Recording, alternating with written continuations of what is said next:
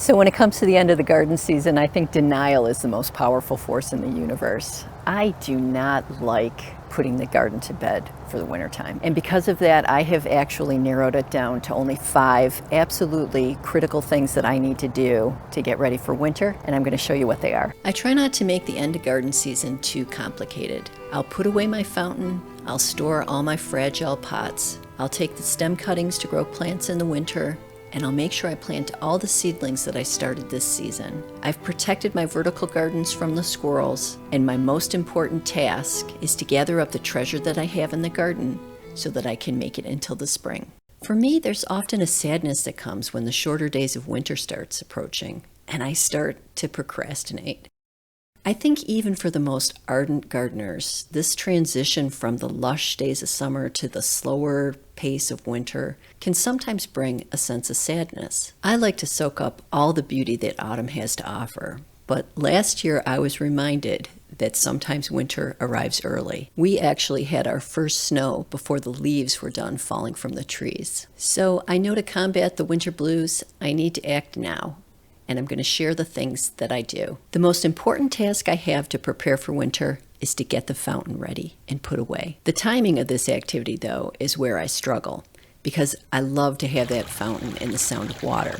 And I don't want to put it away too early because the birds in the autumn love the fountain. But I need to make sure that I don't wait too long so that there's ice when I'm trying to put everything away. Luckily, it doesn't take too long. All I do is drain everything. I keep the pump right inside of the fountain. I put a tarp on it, and it's all ready for winter. So the second task to prepare for winter is to get my terracotta and ceramic pots properly stored. Anyone that lives in a cold climate knows you need to properly store your ceramic and terracotta pots so that they don't get cracked during the winter time. So I'm going to make sure that everything is emptied, there's no soil. I'm going to turn the pots upside down, put them in the corner in the patio, and cover them with a tarp. I've been doing this for many years now, and everything makes it through the wintertime just fine. I even got my technique down pat, where now I even reuse the plastic. The third task that I do to prepare for the end of the garden season is I make sure that I take stem cuttings that I need, and I also plant all the seedlings that I've been growing throughout the season. One of the things that I will do is I will be taking cuttings of this mahogany splendor hibiscus plant, because I grow these from stem cuttings every season. So the plant that you see here was grown from stem cuttings, and I have another really huge plant at the end of the patio. So I'll be doing that. I'll also be taking some stem cuttings of my purple heart plant. Yeah, so I like to take cuttings of these purple heart plants. I need to do this now because we've already had a light frost, and I don't want to miss my opportunity to make some free plants here. And because I suffer from the winter blahs once the days start getting shorter, if you stick around until the end of the video, I'm going to share with you the things that I'm going to do during this time of the year to prepare for the winter so that I've got some really nice crafts that I can do to get me through the winter time. Hey, so I know I am a non-stop broken record about this, but the best way to save money in the garden is to propagate plants yourself. And I don't know if you remember, but I took some cuttings of my limelight hydrangea in the springtime. These are those cuttings. So not only did they grow, but they also bloomed this season, which I think is fantastic. So, and you can kind of see down here, you know, where those stem cuttings were. So I'm going to make sure that I plant this hydrangea into the garden before the winter freeze. I have a bunch of succulents that I'll be overwintering. I love this because it gives me some plants to take care of during the winter months. And along with bringing the succulents inside, I want to make sure that I pick all of the tomatoes, whether they're red or whether they're green, and get them indoors before the hard frost. One of my favorite things is eating homegrown tomatoes. In the spring, I potted up a bunch of hellebore seedlings, and I'm going to get these into the ground too before the winter comes. The plants you see here are getting planted into the woodland border. That brings us to activity 4 out of the 5 things I do before winter comes. This fourth task is just removing the plants in the soil from the vertical gardens. This season, I noticed that the squirrels are starting to grab the wool pockets to use for their nesting. Because the squirrels are grabbing the wool, I'm going to be taking this completely down. The squirrels aren't happy about that, let me tell you. In the beginning, I mentioned if you stayed till the end, I was going to share some of the things that I do to combat the winter blues. So that brings us to the fifth and final activity I do before the end of the garden season. And this one I call searching for treasure. I think even the most ardent gardeners find that this transition from the bright and lush days of summer to where it gets a little bit slower in the winter can really bring us a sense of sadness. And so I want to be able to collect things from the garden to be able to use during the winter time for decoration or for crafts, so that I'm always reminded that spring is just around the corner. And so some of the treasure that I'm collecting are branches and twigs that I can use for cyanotypes, sun prints. And I make sun prints all during the winter time.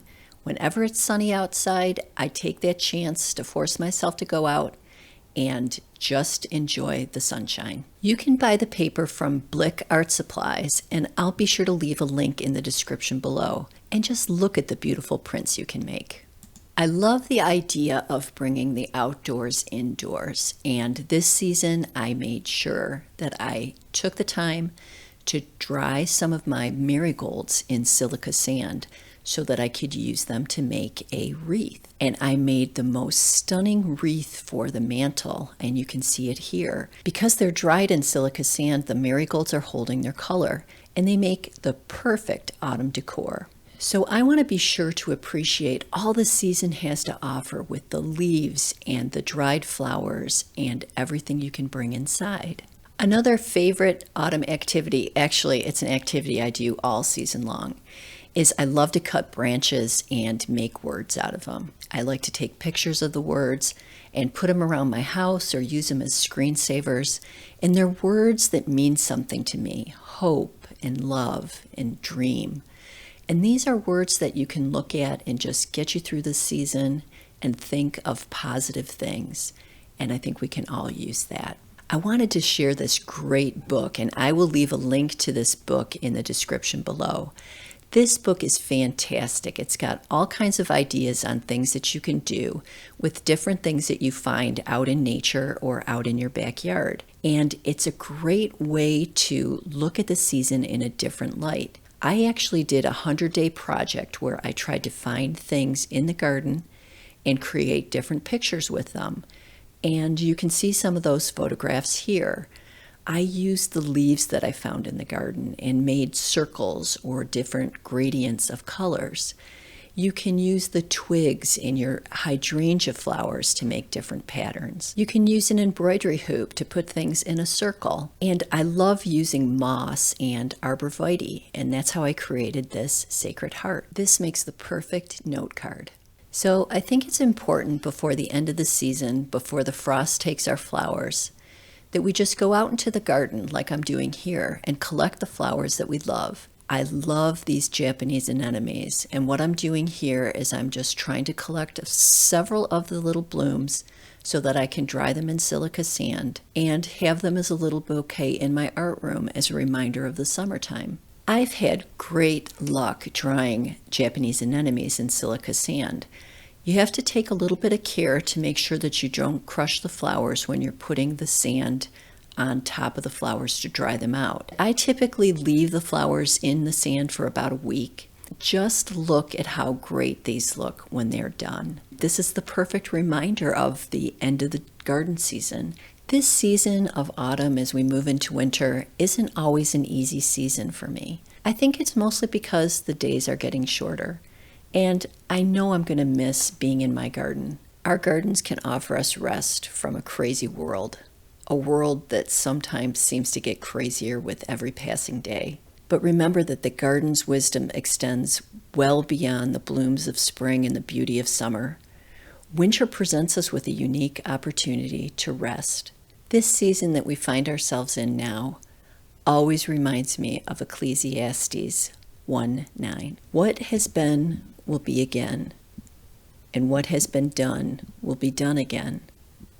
There is nothing new under the sun. And there's just something reassuring about that thought. I try not to make the end of garden season too complicated. I'll put away my fountain, I'll store all my fragile pots, I'll take the stem cuttings to grow plants in the winter, and I'll make sure I plant all the seedlings that I started this season. I've protected my vertical gardens from the squirrels, and my most important task is to gather up the treasure that I have in the garden so that I can make it until the spring. So hey, leave me a comment. I'd love to know how you prepare for the end of the garden season. Do you get the winter blues too? Or is that something I just suffer from? Well, that's it for this video, and we'll see you in the next one. Turning heads to see